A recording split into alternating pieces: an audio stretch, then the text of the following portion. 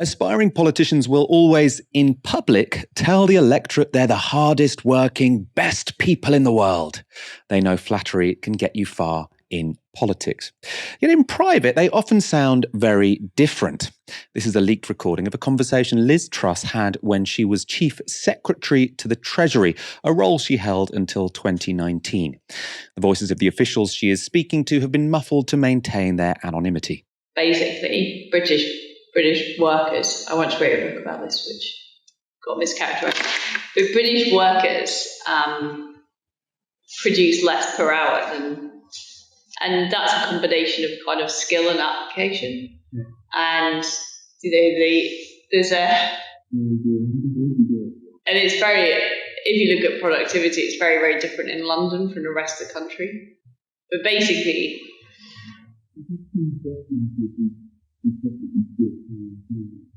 no, because this has been a historical fact for decades. Essentially, it's partly a sort of mindset and attitude thing. Yeah, it's working culture, basically. If you go to China, it's quite different, I can assure you.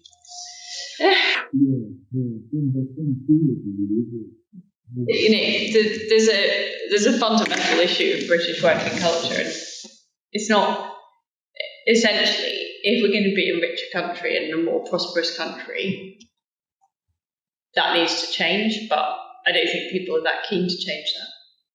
So I think there's a slight thing in Britain about wanting the easy answers, and I think that's my reflection on the election and what's gone before it. And the referendum is like, we say it's all Europe that's causing us these problems, so it's my groups that cause these problems. And actually, what needs to happen is, a bit more.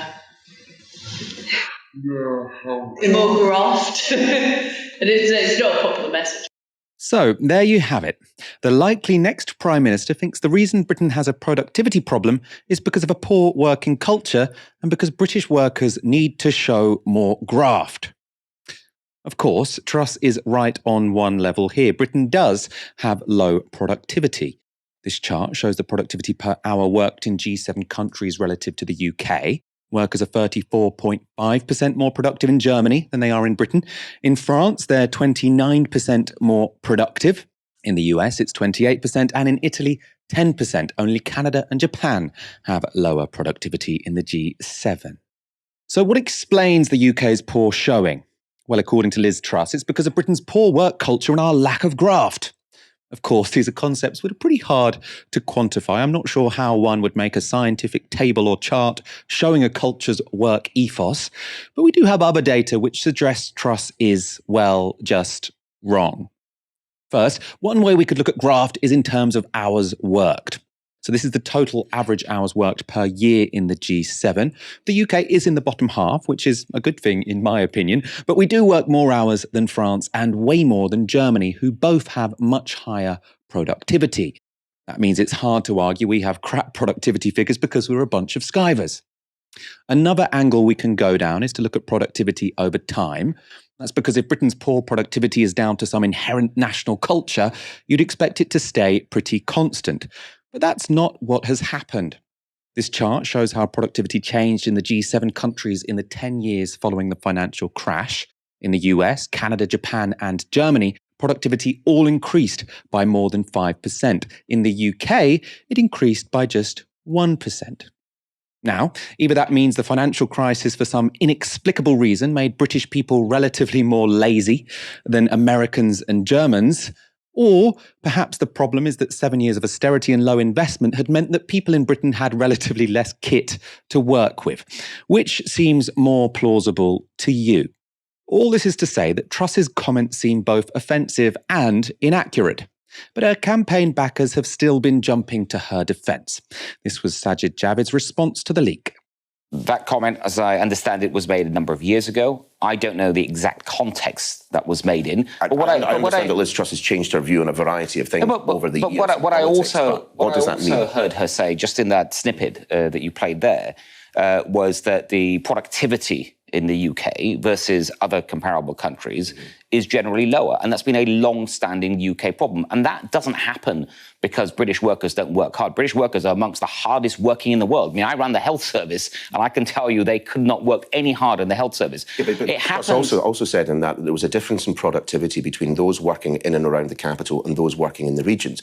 She appeared to be suggesting the problem with those in the regions is that they don't graft hard enough, when everyone else knows the reason that the South does better is because business and investment has been focused in this part of the country to the detriment of the rest of it. I think what she's talking about is business and investment, because to increase productivity, the government, of course, has a huge role to play. There's capital investment, things like infrastructure investment, for example. Those areas that get more of it generally, of course, can do better in terms of productivity. It's also about skills investment and making sure that we're investing in skills across the country, not just in the capital or the southeast, but you're right across the country. And that is what's going to make the difference. And now Liz has a plan for that, but it all comes back to the economy, because if we don't increase our growth rate, we won't be able to pay for those investments. And that's why Liz has a plan that says, look, you've got to start with tax cuts to kickstart growth. And you've got to make a number of other changes, of course, alongside that. But it starts with tax cuts, and she gets that.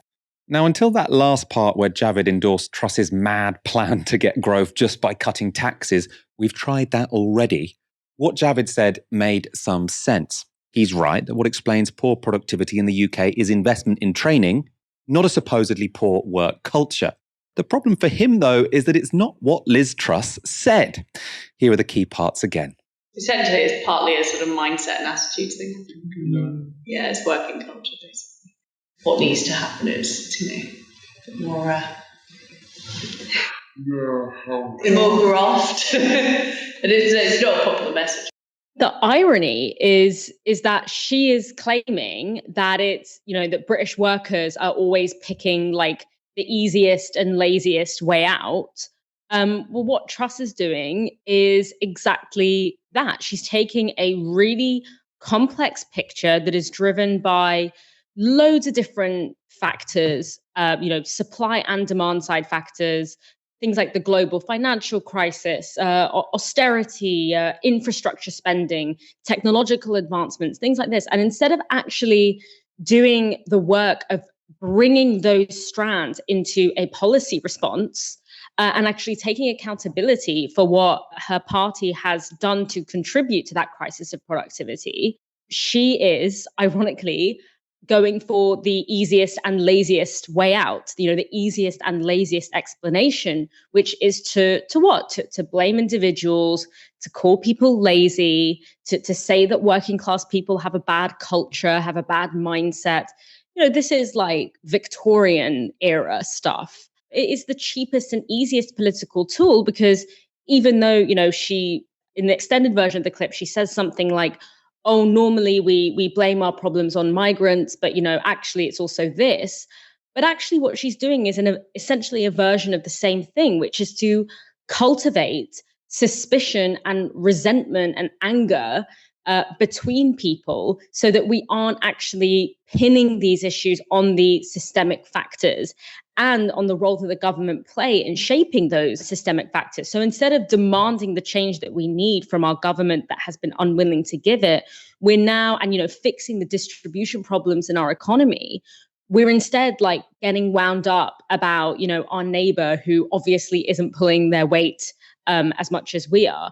And obviously, even though she is saying this privately, this is not her public talking point, but that derision and divide and conquer kind of mentality and strategy is in the subtext of everything that her party does. It's every time they take these incredibly, they take the fact that people have stagnant wages and that the social safety net is basically non-existent, and they divert those conversations towards things about personal responsibility, benefit cheats, any kind of bogeyman that they can pick. So they build up this resentment and anxiety amongst people, and that derision and that disdain for working class people, seeing them as morally and culturally inferior, that is always in between the lines of what the Conservative Party say and do. So even though this was said privately, it actually, the attitude and the technique of dividing and conquer and stirring resentment and anger within communities and within the population, that's actually quite central to a lot of their public political strategies. What I love about this focus on productivity from the Tories is however way you read this, all it can possibly mean is Tory failure. What's amazing here, this is showing you over time when it comes to policy. And what you can see here is the Tories were in power from 2010 onwards. And from then, the US, Canada, Japan, Germany, and France, they were all racing ahead of us when it came to productivity. Now, if you take Liz Truss at her word, which is the reason we have poor productivity is because we've got lazy workers, then what that means is that workers got more lazy under the Tories. Now, you remember at the time, this was the whole time when George Osborne was going for his war on skivers. This was the time of strivers versus skivers. We hate the skivers. We're going to make it impossible for the skivers to have a decent livelihood. I mean, if Liz Truss is correct, we all got lazier under austerity. We got lazier under George Osborne. Now, of course, Liz Truss is not correct. It doesn't have anything to do with people being lazy or not. What this is about is investment. But then again, this is obviously a story of Tory failure. The reason that from 2010 onwards, our productivity sort of grew at a snail's pace, whereas most of our peers grew at a decent, healthy pace, is because we had the most brutal campaign of austerity compared to anyone else in the G7. Obviously, it's countries like Greece that had a worse austerity campaign because that was imposed by a foreign country. There was a war on Greece, but we did it to ourselves for some bizarre sadomasochistic reason.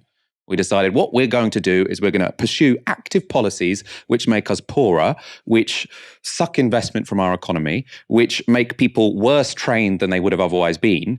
And that was policy for 10 years. And now you've got Tory politician after Tory politician after Tory politician saying, the problem with this country, we didn't invest in anything. The problem with this country is that we've had really slow growth for the last 12 years. They're one by one. No Tory leadership candidate, has stood up and said, what's gone quite well? Britain over the past 10 years when we've been in power. They've all said the complete opposite, which is Britain sucks. The British economy sucks. The problem is we haven't had any growth. The problem is that we don't have high productivity. The problem is there's been no investment. They've been in power for 12 years. It's so bizarre.